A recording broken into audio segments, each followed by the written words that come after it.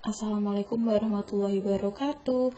Sahabat Ibnu Abbas radhiyallahu anhumah yang sangat luas dan mendalam ilmunya menafsirkan ayat di atas dengan mengatakan yang dimaksud membuat sekutu bagi Allah dalam ayat di atas adalah berbuat syirik.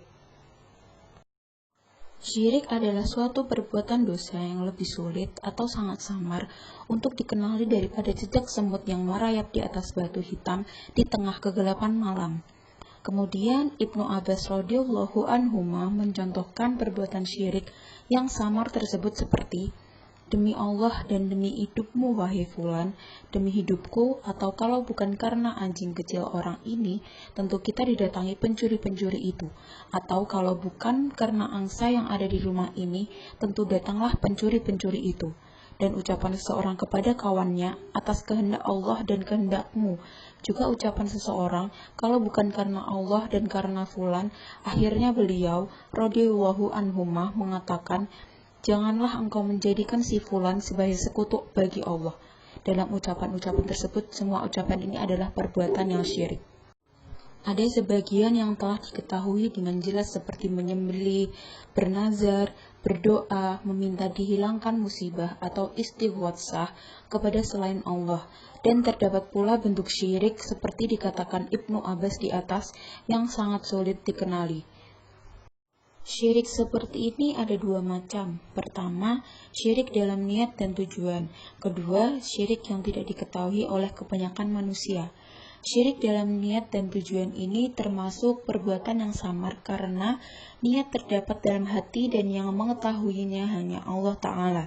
Seperti seseorang yang sholat dalam keadaan ingin dilihat atau bisa disebut dengan riya atau didengar, yang bisa disebut juga dengan sum'ah.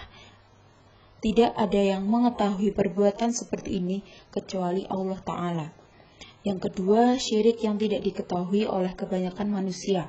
Syirik seperti ini adalah seperti syirik dalam ucapan atau selain perkara i'tiqad atau keyakinan. Syirik semacam inilah yang akan dibahas pada kesempatan kali ini, karena kesamarannya lebih dari jejak semut yang merayap di atas batu hitam di tengah kegelapan malam.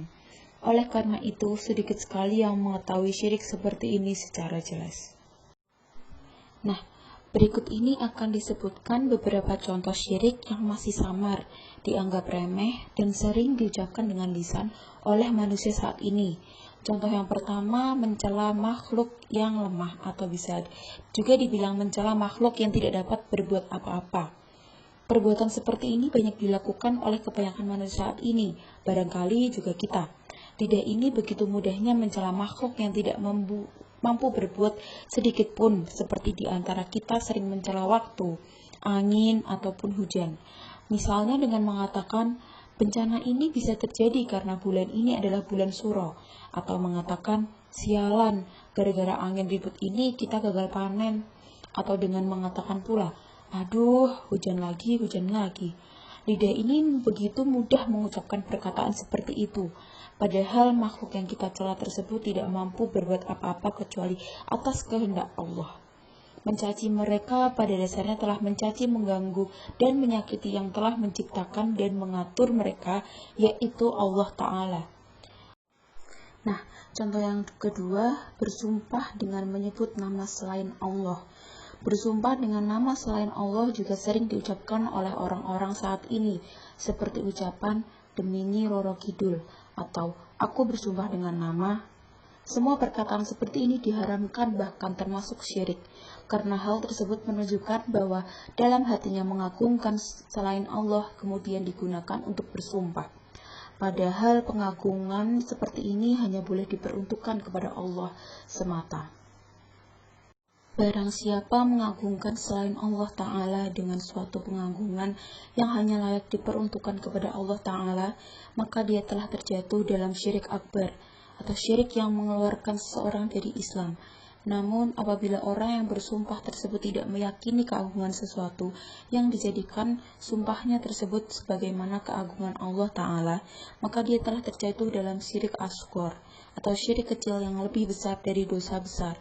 Berhati-hatilah dengan bersumpah seperti ini, karena Nabi Shallallahu Alaihi Wasallam telah bersabda yang artinya, barang siapa bersumpah dengan nama selain Allah, maka ia telah berbuat kekafiran atau kesyirikan.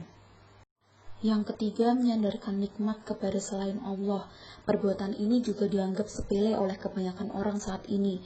Padahal menyandarkan nikmat kepada selain Allah termasuk syirik dan kekufuran kepadanya. Allah Ta'ala mengatakan tentang orang yang mengingkari nikmat Allah dan firman-Nya yang artinya, mereka mengetahui nikmat Allah, kemudian mereka mengingkarinya, dan kebanyakan mereka adalah orang-orang yang kafir. Dalam surat An-Nahl ayat 83. Menurut salah satu penafsiran ayat ini, mereka mengenal berbagai nikmat Allah, yaitu semua nikmat yang disebutkan dalam surat An-Nahl dengan hati mereka. Namun lisannya mereka menyandarkan berbagai nikmat tersebut kepada selain Allah.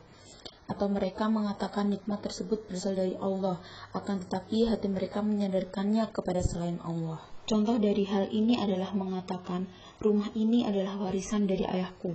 Jika memang cuma sekedar berita tanpa melupakan sang pemberi nikmat, yaitu Allah, maka perkataanlah ini tidaklah mengapa. Namun, yang dimaksudkan termasuk syirik di sini adalah jika dia mengatakan demikian dan melupakan sang pemberi nikmat, yaitu Allah Ta'ala. Marilah kita berusaha tatkala mendapatkan nikmat, selalu bersyukur pada Allah dengan memenuhi 3 rukun syukur, yaitu mensyukuri nikmat tersebut dengan lisan, mengakui nikmat tersebut berasal dari Allah dengan hati, dan berusaha menggunakan nikmat tersebut dengan melakukan ketaatan kepada Allah. Perbaikilah diri. Jarang sekali manusia mengetahui bahwa hal-hal tersebut termasuk kesyirikan dan kebanyakan orang selalu menyepelekan hal ini dengan sering mengucapkannya. Padahal Allah Ta'ala telah berfirman yang artinya, sesungguhnya Allah tidak mengampuni dosa syirik, dan Dia mengampuni dosa yang berada di bawah syirik bagi siapa yang dikehendakinya. Dalam surat An-Nisa ayat 116. Oleh karena itu, sangat penting sekali bagi kita untuk mempelajari akidah, di mana perkara ini sering dilalaikan dan jarang dipelajari oleh kebanyakan manusia. Akidah adalah poros dari seluruh perkara agama.